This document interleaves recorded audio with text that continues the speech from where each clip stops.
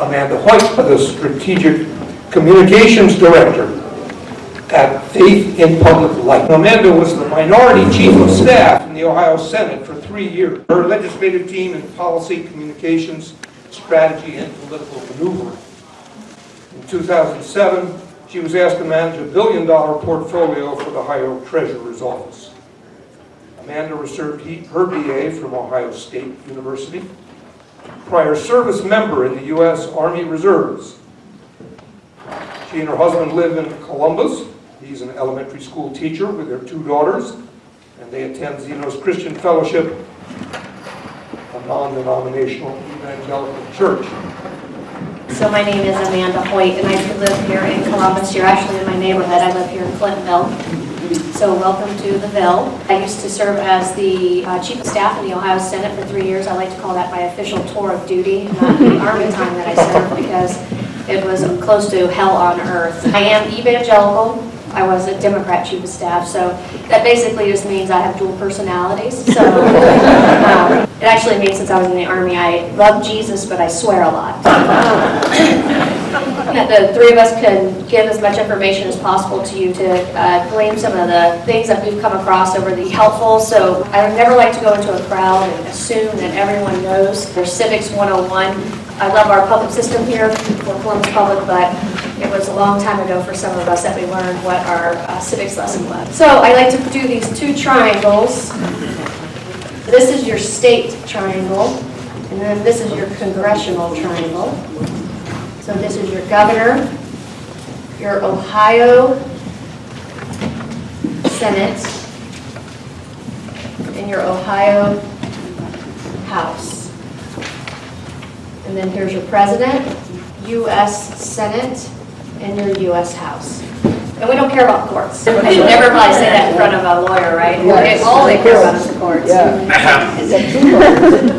But I like to talk about where most damage is done. The most damage that's done is on your local level. It's not like your city councils, that sort of thing, although those are the breeding ground for the people who come up through the food chain. How many of you know what ALEC is? We have something on the state level. It's called National Council of State Legislatures, which is a nonpartisan vehicle that helps legislators understand different things about what bills are good, how it's worked in other states. A group of very conservative Republicans got together and said, you know what, we should do the same thing and like create model legislation. The Koch brothers, they all came along and they decided that they would start creating a farm team.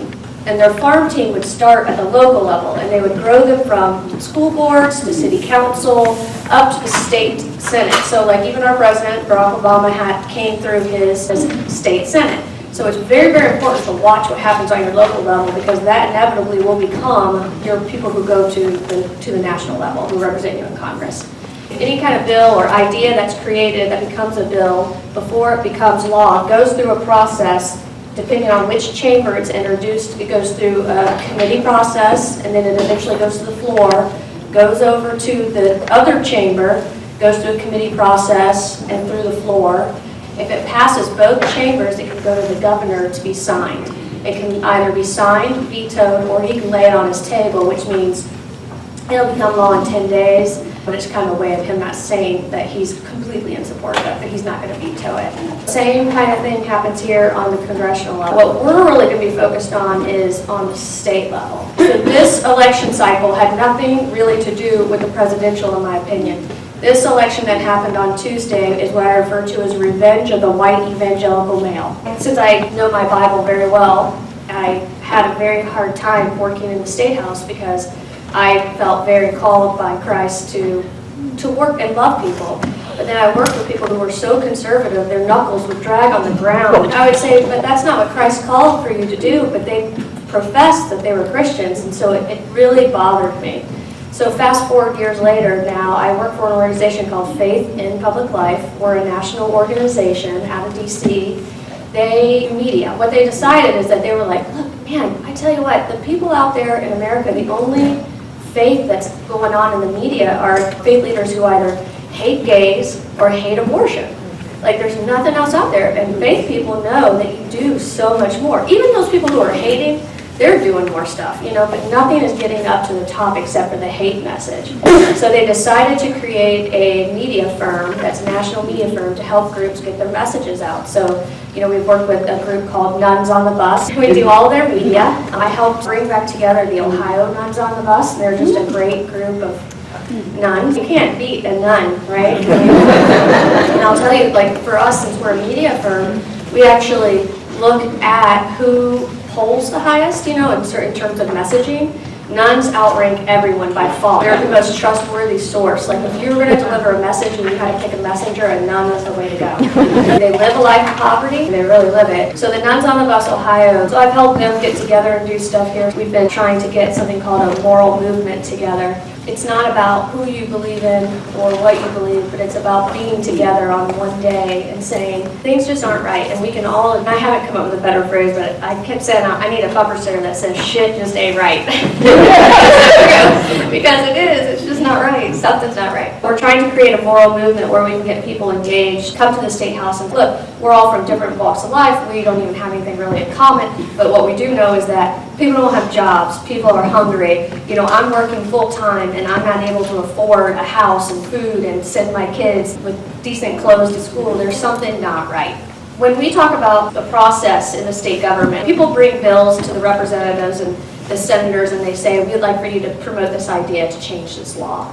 There are certain influencers that you always have to keep in mind. Well, there's their personal experience, which is the best because they're an advocate from the heart. They're going to be in it to win it. But other influencers in politics, money, high motivator. Alec is one of the best examples of who has funneled money to what legislator in order to promote an idea. Where are they getting these funds? Is it big insurance? Is it big energy? Power. Sometimes they'll introduce bills and pass bills based on power. It's a chit exchange. I do this for you, you do this for me. There might be a spiritual appeal to it, and then there's idealistic appeal. People who just feel like God has called them to end abortion. When we did our moral movement, we actually got heckled by a group who had just the worst, nastiest signs on earth, aborted babies, screaming and saying, there's still a chance Jesus can save you. And I'm just like, oh man, please don't hit them. You can't go to jail, you're running the press conference. But it's kind of like spanking a child. Okay, that didn't make sense. You hit someone, so I'm going to hit you. Anyway, there's a lot of factors that go into all of this movement called politics. I gave the brief overview, down and dirty, behind the scenes. We both have been behind the scenes, but I've never voted. So I've always helped the legislators how to vote and hopefully to be helpful, but I've never risked my own life. So. Representative Nikki Antonio just won re-election with 72% of the vote. For her third term as a stalwart champion and leader in health policy, education, and issues of fairness and justice for all. She's the ranking member of both the Health, Aging, and Finance and Appropriation and Education Committees. Also serves for the Ohio House Democratic Women's Caucus. A member of West Shore UU in Cleveland. It's an honor to be here this morning. To be in Columbus with this group is awesome, especially after the election. We've just had friends and allies. The next time I go in front of a large group in Columbus, it's probably going to look a little different than this group. Thanks for taking your Saturday morning and day, I guess, dedicating it to service and to justice in the state of Ohio. My expectation is that we're going to get to know each other a whole lot better. This next, both in the lame duck session and then in the next General Assembly, because whenever you have such an extreme balance of power that is out of balance, it calls for more people to be called to rise to the occasion. I like having a gathering where people, because of their moral beliefs. In North Carolina, is that they're having Moral Mondays. You know, and the backlash that was happening there was happening here. That very far-right beliefs were taking all of the air out of the room. And there wasn't space for the other moral voices, the voices of people saying it's immoral to not have communities where everyone has enough to eat. It's immoral not to make policies and resources for public education be at the top of our list instead of the bottom of our list. It's immoral to have a pipeline from poverty to prison. That's immoral. We should do something about that. I have been very inspired by the work that the people there have done. It was a very much grassroots movement. And I'm hoping that the people of Ohio, you know, sometimes it has to get worse before it gets better. We need to be uncomfortable. Well, we know that there are a whole lot of people who are underrepresented that are definitely more than uncomfortable. We know that. But what my hope is that this next General Assembly, this next 2 years, that the people who have been okay, stand up and say, this isn't right, and there is a better way to do this. And I'll be the first to admit the Democrats haven't quite figured out how to talk about that as well as we should. All of the issues that Amanda talked about, those influencers of money, of ideology, of power. The Democrats are not immune from that whatsoever. We, as a group, lose our way, become neutralized many times. So it's even more important to find our moral compass, I believe, first, and then find the path that makes the most sense. If all those things come along, money, power, influence, great. If they don't, there's only one other way to balance all of that out, and that's the power of the people. If we have the power of the people with us, then we're unstoppable. And I truly believe that. If I didn't, I would go find another line of work. I started out as a teacher. I ran a nonprofit organization for women, an outpatient treatment program for women for drugs and alcohol. And one of the things I know, ego often blinds us almost to our self-importance as legislators. I have a colleague who said legislators are just like movie stars, without the money and the good looks. It's funny, but at the same time, there's a level of truth to it, because we get overwhelmed in our own self-importance, and unfortunately and misguidedly sometimes believe that we alone make things happen. There is absolutely nothing, including getting elected, that I can do alone. And so I think it's very important that we remember that. But even more than myself remembering that, which I have a wonderful family and a wonderful community that reminds me every day that I'm not alone. I'm very lucky to have that. But you all in this room, I really can't stress enough how important what you do, your voice, your participation, your stories, your involving other friends, family, neighbors, members of your congregations makes all the difference in the world on how we change things for the better. I represent the 13th House District, which is Lakewood and the west side of Cleveland, right along the lake.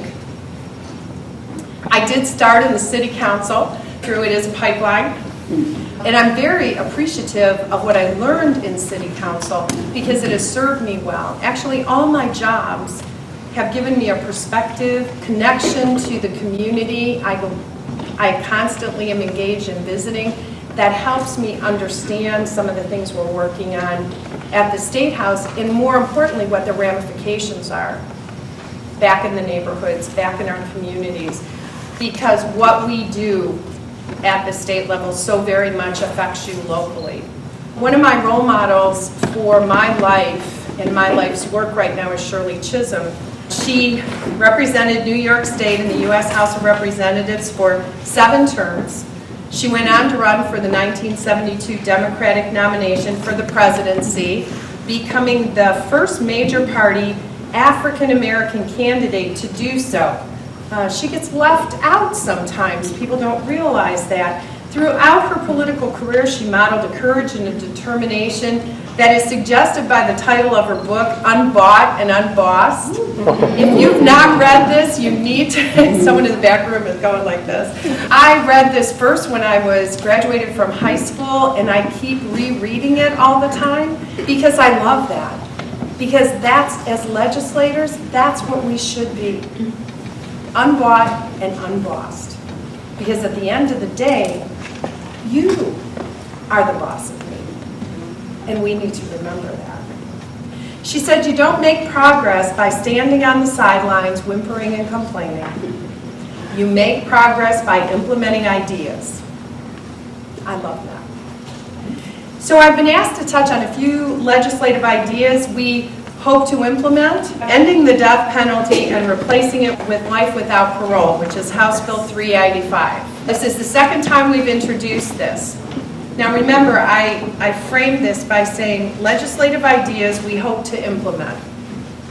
I did not say legislative ideas that we are confident will pass in this General Assembly. This has been an issue that's been important to me long before I ever got to the legislature. We had a momentum in the last General Assembly. Sister Helen Prejean has been at the forefront of educating and talking to people about why executions are wrong, why we should rid this country of the death penalty. And certainly I share her belief. She's shared press conferences with us. We've been able to coordinate every once in a while. And when Sister Helen comes into a community, the media show up, which is wonderful because then it helps us educate more people about why an alternative should be where we're going. We have another advocate, an unusual one, in Justice Pfeiffer. Paul Pfeiffer said, not one execution in the state of Ohio has brought back anyone. He's also called the death penalty a death lottery. He's been able to highlight the unjust way in which it's used, both county-wide across the state. So wealthier counties have more death penalty cases. Why? Because they can afford to. Not because the crimes are more heinous, just because they can afford to. African Americans and people from the Latino community fare much, much worse.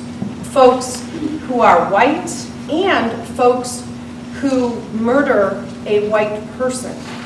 So it's very, very disproportionately instituted.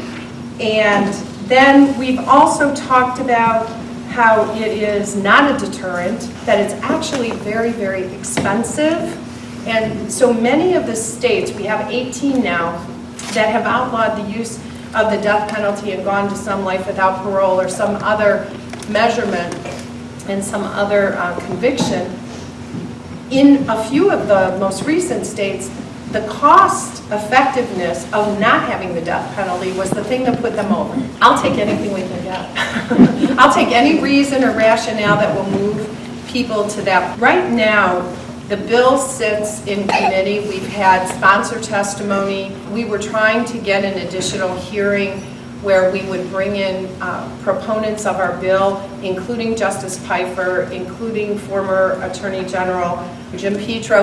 We're a room of friends. I will tell you that I'm not confident. I am determined to continue to look at and to introduce legislation that addresses this issue, a complete abolition of use of the death penalty in the state of Ohio. One of the things that we've just heard this week is that there are some members of the legislature who are talking about introducing legislation to shield the providers of the drugs used in executions so that they can go on about the business of executing people in the state of Ohio and not have the drug companies be in an uncomfortable position.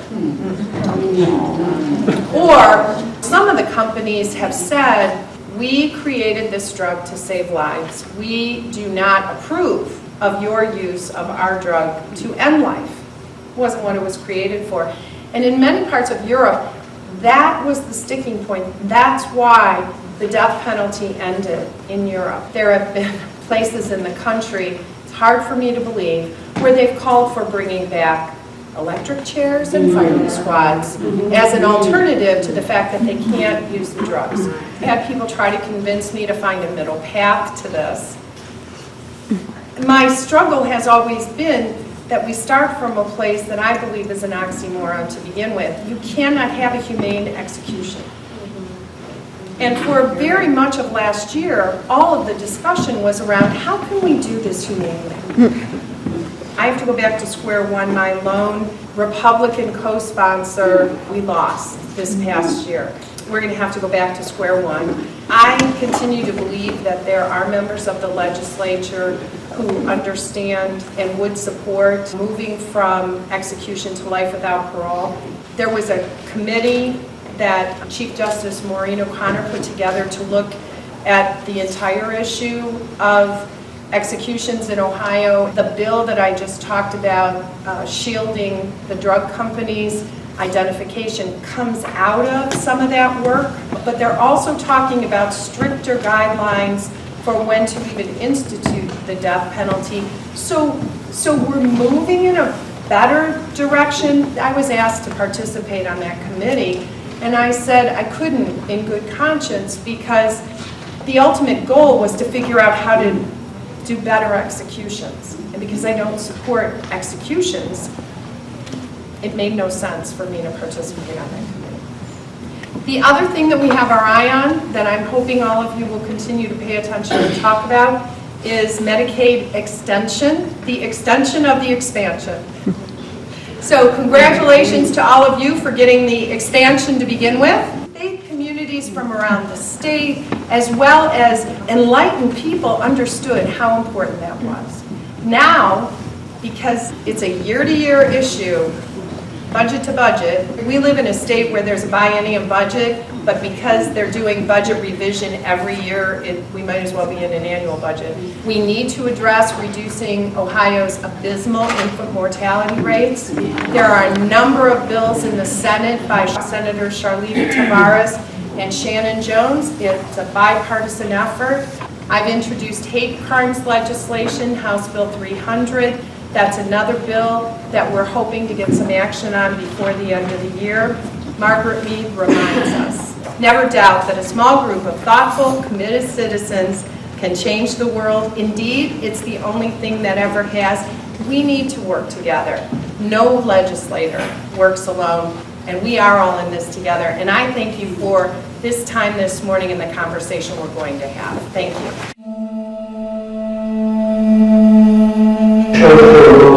The South African anti-apartheid freedom song, and it means onward, forward to a victory. We have a soloist, Christopher G. Smith.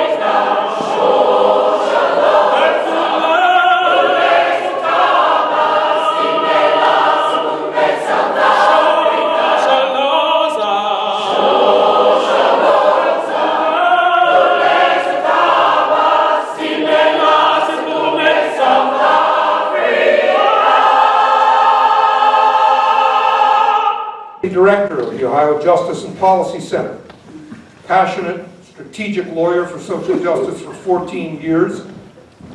OJPC creates fair, intelligent, and redemptive criminal justice system through zealous, client-centered advocacy, innovative policy reform, and empowering community education. I'm an attorney at the Ohio Justice and Policy Center. Hello, Dr. Bozian. He has helped us many times on our prisoner rights cases. We started as a prisoner rights law office and still do a lot of that, standing up for the absolutely voiceless in our highly overcrowded Ohio prisons. I work a lot with people on the outside, trying to remove job barriers, which are people with criminal records coming out of the prison system, or maybe they never were in. At some point they had a criminal record and they're unable to find employment and housing. And I'm a recovering evangelical. I sit Zen, probably a functional Unitarian. What I have found through that journey, which is always evolving every single day, is an interest in being nimble and agile, or some might say wishy-washy, but I'll call it nimble and agile in a way that I approach a lot of things, including this whole question today. So I have a very specific bill that I'm working on right now to remove some legal barriers for employment for people with records. Before I get to that, I kind of want to tell you a little bit about my idiosyncratic view of the realm in which we are talking about, politics and power, right? Power is organized money, organized people. I have one other thing that I think goes in here, and that's organized ideas. And maybe I say that because that's what I do. I organize information. That's what lawyers do. Put it in front of the right person at the right time to shift a mind, or at least to influence maybe a decision. And maybe that's just part of organizing people, organizing money, organizing ideas and information, making a difference in the Ohio General Assembly. I'm, on the one hand, very idealistic. I've been arrested for sit-ins at Rick Santorum's office in Philadelphia for protesting the war in Iraq. There's a great article my boss makes all of us read at the Ohio Justice and Policy Center called Losers, Fools, and Prophets, and it's about litigation that goes nowhere, basically, just because that ain't right, and I'm going to stand up for it. So that idealism of no matter what, I will do the right thing. And I'm also extremely Machiavellian and sort of unapologetic about both halves of that. And that is that, like, I come to the General Assembly, I'm probably not going to be able to change, like, how the money flows in there today, all the people that are sitting behind the desks, and their ideology. I think of myself a little bit like guerrilla warfare. And I have a certain kind of power, but I'm small and nimble, and I'm not going away. And I'm going to be relentless, but I'm not the government. I'm going to be Che or whatever, Zapatistas politically. That's probably where I'll always be standing. To do that well, you have to be very conscious. Somebody in this institution must be sitting. My brothers and sisters. Great. Who are we? Who is this room, like right now? Has anybody ever heard of the term sandals and candles? I don't say this to be mean or anything, but that's how you're seen. You are seen as the sandals and candles crowd. Okay? And that's that you're incredibly idealistic and beautiful people that will hold candle vigils. Now, it's totally pejorative. I'm not saying that I believe on that. I'm just saying that that's the stereotype that you get put in as a Unitarian. How are you going to find other forms of power that get you closer to this? Now, where I work is in the criminal justice system. I'm going to get to a very specific bill, but I'm going to talk more broadly about the criminal justice system. We got 51,000 people in Ohio State prisons, 270,000 people if you count all the jails. There's something like 1 in 6 people in Ohio have some form of a criminal record. So there's 51,000 people in prison right now, but if you count all the people that have been convicted of something at some point, misdemeanor or felony, that's 1 in 6. Over 16%, or 1.9 million Ohioans. That's a lot of people. What do they look like? What's their power base? Severe racial disparity. I think you've probably heard that. Has anybody here read The New Jim Crow? I knew I would get that. It's wonderful. So you've gotten a flavor for what Michelle Alexander is saying, a native of this town. There's this extreme racial disparity in the criminal justice system at every single step. Where the police go, who gets arrested, who gets prosecuted, who gets sentenced to prison, how long the sentences are, what are the barriers afterwards. At every single step of that process, people of color get the short end of the stick by a long mile. And so, we've got the people most heavily affected by the criminal justice system are, by and large, low-income African-American people.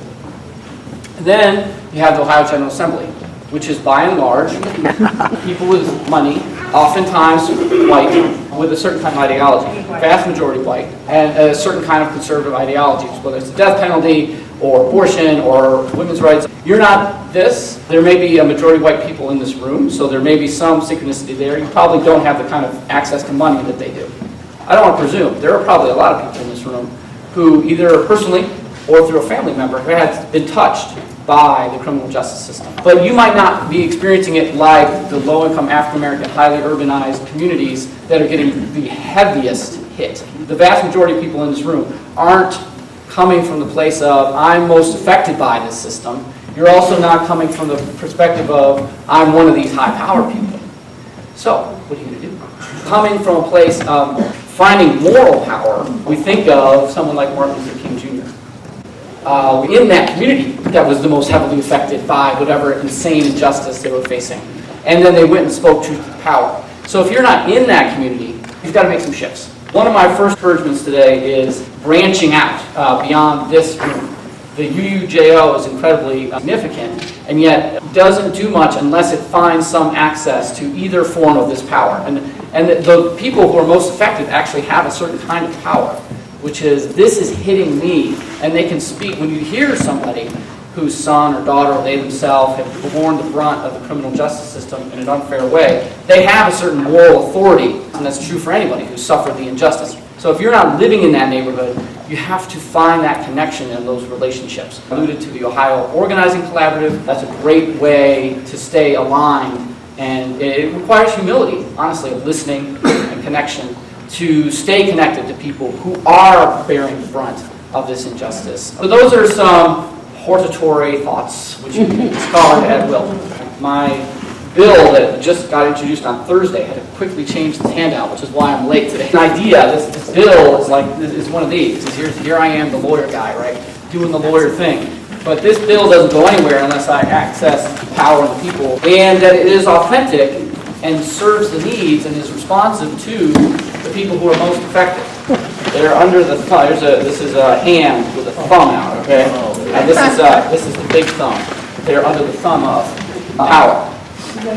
So if you're not one of these folks down here with any kind of with direct moral authority, our office has been around for about 16 or 17 years. We did outreach legal clinics in Cincinnati, serving people coming home from prison and jail. We just had a 10-year celebration, actually. So I've talked to thousands of people, literally, who have a criminal record and all the diverse stories. Incredibly talented people, bright, interesting, creative, just a wide diversity of people. And yet there are obvious patterns of poverty and race that, so I've got to listen, I've got to be humble, we all have to do this, listening and be humble in authentic, real relationship, and then be willing to put on that Machiavellian armor and be like, okay, I'm going to the General Assembly. If I'm just purely idealistic, there's a way in which you say in your head, I'm going to speak truth to power, that you can make yourself irrelevant. You can say things that don't resonate in any way, shape, or form with the people who are in power, but you can be authentic to the people you're serving, to the people that are your neighbor, your friend, your brother, your sister, and resonate with these folks. And that's what Amanda's so good at, because she's a strategic communicator. At one side, I'm absolutely purist, and this is what I want done. And I'm going to speak in a way that a knuckle-dragging Republican can hear me. Look at this with a jaundiced eye, but this is my attempt to do exactly that. On the one hand, I'm serving people with criminal records and saying, you know, there's 1 in 6 people have borne the brunt of this system, and it's insane. This is a huge portion of our available workforce. These are people who contribute to our shared tax base. Okay, so notice those phrases, right? And of course, I highlight who first? The Republican co-sponsor of the bill, Kirk Schuring, who's genuinely interested in this bill. There's an intentionality in what you try, how you frame what you say. I'm talking about a bill that will remove barriers for people with criminal records in a very specific way. This has to do with civil service. Ohio state government in all is one of the largest employers in our state. They're good, steady jobs. And so what we want to do is remove the barrier that says if you have a felony record, you can never work for the state. We want to remove that and make it more sensible. This bill does 2 things. It says delay the background check. This is ban the box, but it's not. So ban the box is a misnomer because the box that is the criminal background check doesn't get banned, it just gets delayed. So instead of doing the background check up front, making somebody self-disclose, I have a record, you delay it to the end of the process so that they can be treated like a human being. The second thing the bill does, once you do the background check, you have to assess that record in the terms of its relevance to the job being applied for. So for example, I had a client that couldn't get a job in the sewer district with a 10-year-old drug conviction. This is Cincinnati. You have a felony, therefore you cannot work for the city. And the obvious question is, how is a 10-year-old drug conviction relevant to working in the sewer? Not around money, not around kids, not around controlled substances, not around the elderly or anyone else vulnerable. There was no relevance. So this bill forces the hiring decision maker to spell out that relevance before they reject somebody because of a criminal record. We're talking about values this is where you can build a connection to the ideas or the ideology of somebody who disagrees with you. If you talk about a very specific policy, you can sometimes get mired in an intellectual fight. But if you talk about values that everybody shares, transparency, good government, fairness, common sense, well, a Republican, a Democrat, a Libertarian, a Unitarian, whatever, people share that. It's kind of an American value that everybody can resonate with. So if you first go to that value and hook into that, and then you can pull somebody and say, see, what I'm proposing is just an embodiment of that thing that we all share. That's often an effective technique. We have a rally this afternoon with testimonials from 2 returning citizens who will speak of their difficulty in re-entering the community. The Ohio General Assembly reconvenes this Wednesday for a 5-week lame duck session, and much mischief may be done. On the inside of this folder, you will see what Representative Antonio referred to as the prosecutor's bill. We're calling it the Secret Executions Act. It will not only conceal the identity of the pharmaceutical companies that make the drugs for lethal injection, but we may never even know what those drugs are. In addition, it grants immunity to medical professionals from discipline in their professional associations that forbid them from taking part in executions. That bill doesn't have a number yet, but we need to mobilize now to lift our voices. And who do we want to connect with? The playmakers. We have a website with an action kit that identifies the key leaders in the Ohio General Assembly of the supermajority party. A leader in the Senate is in the West Shore District. The chair of the Judiciary Committee is in the East Shore District. Bill Seitz, the vice chair of that committee, many of us in Cincinnati area call him our representative. Now these Republicans, some of them want to get smart on crime, and Seitz has been an ally for the Ohio Justice and Policy Center in removing collateral sanctions. And he is also about to introduce legislation to end the death penalty for the seriously mentally ill. That's one of the 56 recommendations that was made by the task force. Yet he is in bed with the prosecutors around this state to get this law through the lame duck session, and we need to mobilize public opinion. We need to have letters to the editor. We need to have face-to-face meetings with our representatives. Every one of you is asked to commit to doing something meaningful to make a difference in the Ohio General Assembly. It could be a meeting with your local prosecutor. It could be email communications. It could be the kind of face-to-face meetings that I've had with Representative Antonio. The second thing they need to hear is about Stevens' bill. It's now HB 654. Now, if you will go to our action kit online, and you will be able to use materials that we are providing here today to base your message on. Don't leave early, because this is going to be a superb rally. Last year, you remember, Sister Helen Pragin was our keynote speaker. This year, the former director of the Ohio Department of Rehabilitation and Corrections, 33 years in the system, witnessed 33 executions. He now opposes mass incarceration. He opposes the death penalty. The Democrats, trying to get tough on crime, have put in HB 251, and we're against it. And we need to let the Democrats know that. Lisa Walker is going to be our soloist, the rapper.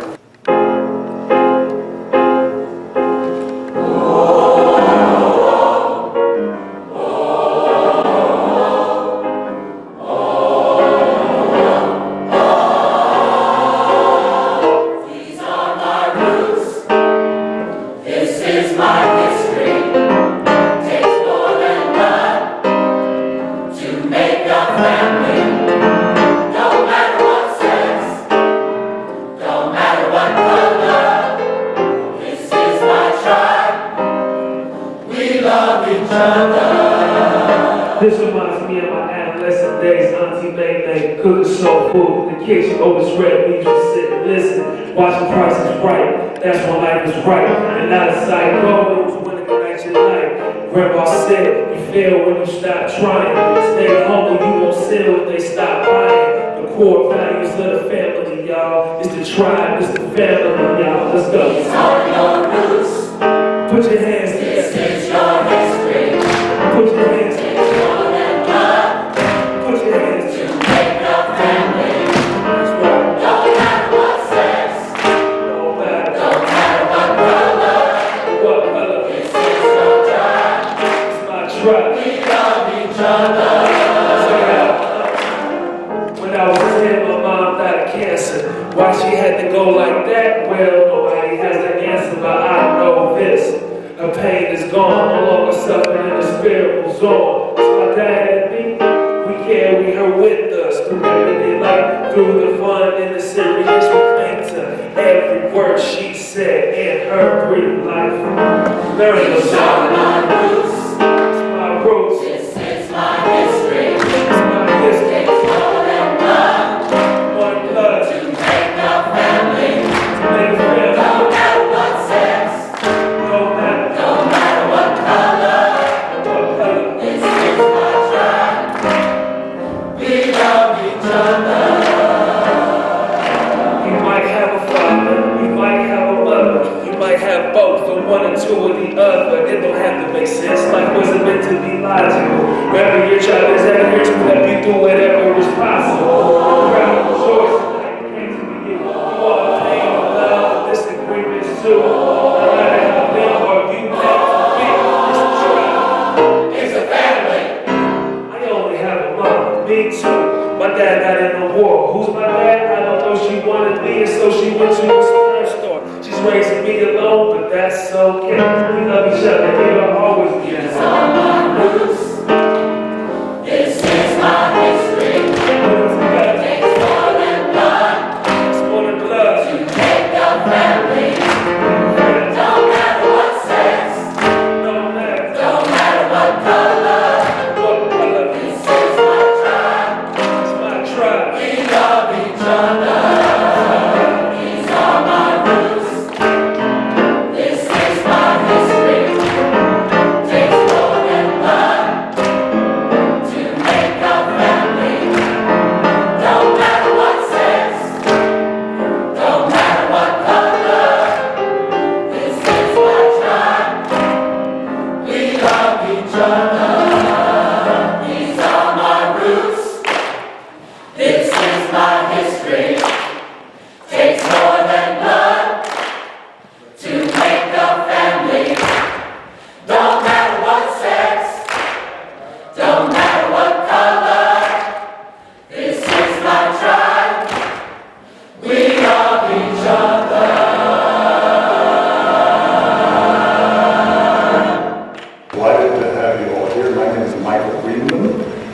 I'm the leader, I think, of the Economic Justice Group. Before I get started, I wanted to introduce a lady who is also here, first to you, which I am, and our other two speakers are, who is involved, in fact, the leader of the local results movement group activity, which is an amazing national initiative to alleviate poverty. Results is a very strong organization. There is a chapter, two chapters, both domestic and global in Columbus, and we work on U.S. and developing countries' poverty issues. Our November action, writing letters to the editor about the tax reform that's about to take place. Of course, they're talking about corporate benefits, and we're talking about earned income tax credit and child tax credit improvements, which could affect millions and millions of children in this country. So there are results groups all over the country here. There's one up in Cleveland also. I really hope to get the results, actions imbued in this organization so that people UUs all over Ohio can become part of our action network. Economic justice, what is it? Again, I'm Michael Greenman. The other two presenters this morning will be Steve Hauser and Susan Carter, both of First Union Church. Let's talk about what is not economic justice. What's happening in this world that clearly is injustice economically. What are some of the key issues that are affecting economic justice? Then we'll look at some of the things that UUJO and the state networks are doing around the country, and what we can do or are doing to fix it in Ohio. First, what is not economic justice? Record inequalities and opportunities in income, a disappearing middle class, increasing poverty due to the resistance to the rise in minimum wages. We the people having little or no voice in our political process, near slavery conditions in much of our food production industry, poisoning our food, air, and water in the name of profit for the few. The criminal justice system that unfairly imprisons minorities and makes recovery almost impossible. An immigration system that penalizes thousands for the actions that our own government has taken. And environmental policies that are leading to out of proportion suffering on the part of the poor in this country and around the world. Discrimination, pay, health, benefits of marriage. Those are things that are not economic justice. You all remember this. Freedom Industries and the West Virginia governor, who after they dumped the poison into the river and destroyed and damaging everybody's water supply, said after a while, well, it's all been cleaned up, but it's your decision whether to drink the water or not. Here's some of the water shortly after the initial leak, yellow water coming down into the sink. Residents there, for several months afterwards, they said they could still smell the licorice. BP's Deepwater Horizon blew up in 2010 in the Gulf of Mexico. 11 men, thousands of birds, mammals, and turtles were killed, damage to our environment. Still being evaluated, of course, but there are dead zones, new dead zones in the Gulf. Anti-smoking groups pushed for graphic labeling on packages and cartons. Well, the Food and Drug Administration decided against it. If you travel to Europe or elsewhere around the world, you're almost sure to see in duty-free stores packages and cartons of cigarettes that bear extremely graphic and powerful warnings. But not in the U.S. Our cigarette companies won't permit it. This is mountaintop removal, I think, about an approved mining procedure that removes the overburden from the coal. A much cheaper way to extract coal, higher profits, but it poisons the valleys and the streams all around the site that get dumped into from the top. Another mining approach, fracking.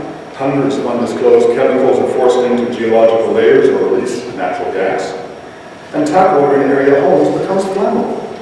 Testing by the companies, and in some cases, the state's Department of Environmental Protection report there's no link between that or even the earthquakes that people are also experiencing as a result.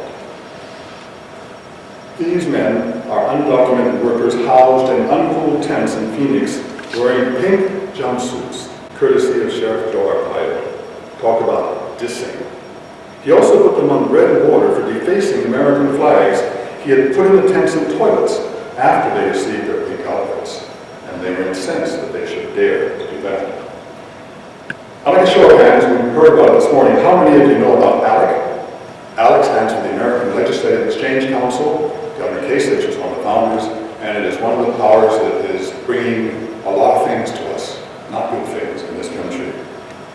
Here's one of them. ALEC is now looking to teach climate denial in schools. This organization made up of state legislators and corporate lobbyists. They create model legislation that state legislators take home and introduce as their own, sometimes forgetting to take the name off of the documents. It's also responsible for the incarceration of undocumented workers through SB 1070 in Arizona, those gentlemen you saw in those tents, which requires them to frisk someone who looks as though they might be here illegally. Similar laws in many other states. Plus, anti-voter, anti-union, anti-woman, and others, including Stand Your Ground, all thanks to ALEC. And now Any reactions to what you saw? What do you think? Any emotional anger? You can't see it? But you know what I'm talking about. Yes? It seems to be Al is pushing to teach climate change denialism and public schools. Yes. And they've been pushing to teach intelligent design Yes. in public schools. Okay. Yes, you could pretty much count on anything like that. Yeah, no. Well, my reason for showing that, all of this, is that these are examples impacting education, environment, health, and immigration. They're part of a long list of outrageous actions around our country and around the world, the results of corporate business practices that attempts to maximize profit at any expense. Shortcuts on safety or inspection measures, avoidance of accurate labeling, disregard for environmental damage, and of course, economic damage wherever they are put into effect. Here's a partial list of some of the issues that are strongly influenced by corporate power, corporate personhood. And the reason I emphasize this is that in many of our discussions, we emphasize and talk about Citizens United and the mess of our election process. And that's absolutely true. It is a mess. But I want to point out that Citizens United and the mess in our election process is just one of many symptoms of the mess that we have because of corporate personhood, corporate power, and money and speech. If you could wave a wand and make it all stop, would you do that? There is something we can do to make it stop, and it's called a constitutional amendment. It's not easy, but it works, and we can do it. Every one of those damages are only possible because powerful corporations are able to get their way in our local, state, and federal legislatures, in our courts of law, in our regulatory agencies. And why do they get away with this? Corporate person. Two simple words. Remember Mitt Romney in 2012 saying, oh, well, of course corporations are people, my friends. Those key words are the main issue that contribute to the absence of economic justice in our society. Last week, as you all no doubt remember, they gave us the most expensive midterm election we have ever had. Estimates are that $7 billion was spent between federal and state and local elections. Unbelievable for a midterm election, unbelievable for any elections. These decisions were made possible due to the fact that through other Supreme Court decisions, money was made equal to free speech. These are the other amendments that specifically are allocated to corporations these days. So it will require an amendment to restore us, or maybe bring us, if we've never really had it, to a state of true democracy. And this is where Move to Amend comes in. Move to Amend is a national collaboration, coalition of organizations from all walks of life, citizen, religious, social, political, that have come together to say we must change this. The only way available to us is constitutional amendment because they're made by Supreme Court decisions. So this is a grassroots effort to use the Constitution. Second part of Article 5 says that states can bring requests for amendments. If 2/3 of them do, it has to go into the Congress and then come back out to the states where 75% of states have to ratify it. So that is what Move to Amend is working on. There's no sense in going to Congress. They're not going to improve anything. There are a lot of bills and proposals and amendments in Congress, but I think you'll probably agree, and if you don't, you'll see eventually they're not going to go anywhere. The only way we can get change at this point, given the status of our government and the fact that it depends on the money that comes because of these things, is through the states where we are much closer to the people in charge. We're starting from grassroots. Many of you, I think, around the state have seen, in fact, a lot of our cities have passed ballot initiatives requesting a constitutional amendment. Yes? I just want to say I'm from Mentor, Ohio. We passed our MTA with 70% of the vote. I think there are something like 17 cities or towns, areas around the state that have done that. Now, here in Columbus, we have not had good luck with our weird city council, but we're going to get there. But over 500, some say 600 to date, have passed these resolutions. And then we move to the states, legislation or other appropriate action, and there, 16 states have done this to date. How many of you have heard that? How many of you know that? Those of you involved in Move to Amend, I expect. If you're not, you don't, because it's not published in the press. They don't want you to know. That is what is happening, that is what we are doing, and it is moving along very strong. How many are needed to ratify it? Of 30, 34, I guess, 34. Now, let me make one point clear. I'm talking about corporations. Move to Amend is not anti-corporation. That's a very important point. Through our history, corporations have made enormous contributions in all areas of society. We are, however, completely against corporations having the constitutional rights of persons. They were never intended to that. They didn't have that. They have statutory privileges granted by the states, and natural people only have and should have constitutional rights. So now let's bring this home.